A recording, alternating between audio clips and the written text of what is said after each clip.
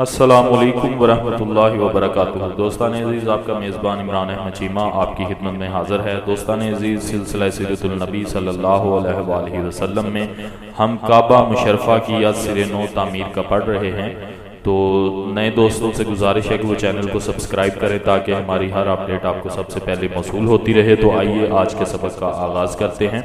بسم اللہ الرحمن الرحیم۔ قریش نے اس کی خدمات حاصل کی۔ امام ابن حشام نے بھی اس قول کو اپنی کتاب سیرت میں نقل کیا ہے۔ وہ لکڑیوں کا ماہر کاریگر تھا۔ کعبہ مشرفہ کے لیے دروازے، شہتیر، بالے وغیرہ بنانے کا کام اس کے سپرد کیا گیا۔ جب قریش نے کعبہ کی اس شکستہ عمارت کو گرا کر نئی عمارت تعمیر کرنے کا عزم مصمم کر لیا تو ان میں ایک بزرگ ابو وہب کھڑے ہوئے اور یہ اعلان کیا، اے گروہ قریش، کان کھول کر سن لو، کعبہ کی تعمیر میں اپنی پاک اور حلال کمائی کے سوا کوئی چیز داخل نہ کرنا۔ کسی بدکارہ کی آمدنی، کوئی سود، کسی آدمی پر ظلم سے حاصل کی ہوئی دولت اس فنڈ میں ہرگز شامل نہ کرنا۔ یہ ابو وہب حضرت عبداللہ کے ماموں تھے جو اپنی سخاوت اور شرافت میں اپنی مثال آپ تھے۔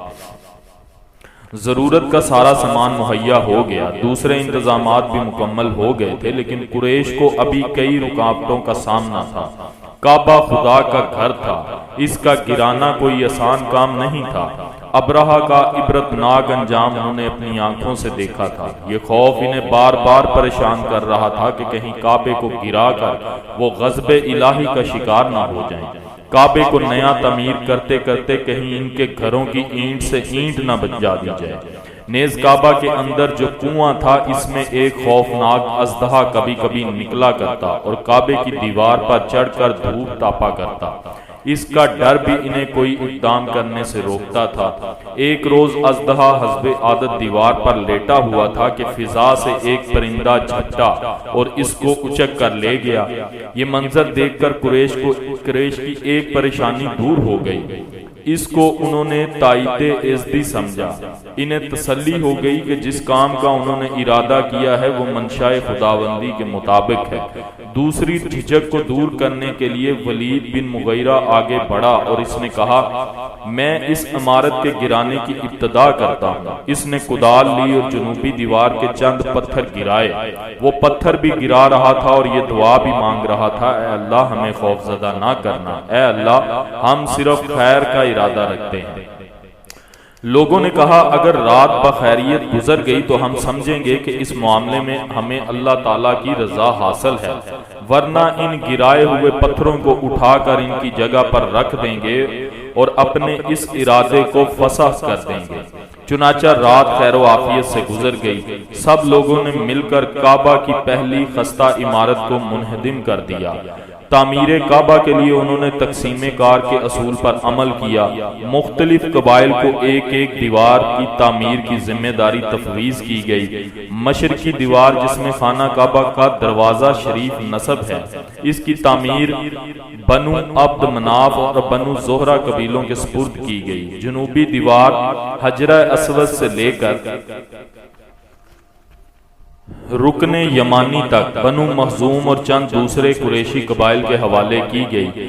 مغربی دیوار یعنی پشت کعبہ کی تعمیر بنو جمحہ بنو سہم جو عمرو بن حسیس بن کعب بن لوئی کے بیٹے تھے ذمہ داری قرار پائی۔ شمالی دیوار جس طرف حتیم ہے، اس کو تعمیر کرنے کا کام بنو عبدالدار بنو اسد بنو عدی کے سپرد ہوا۔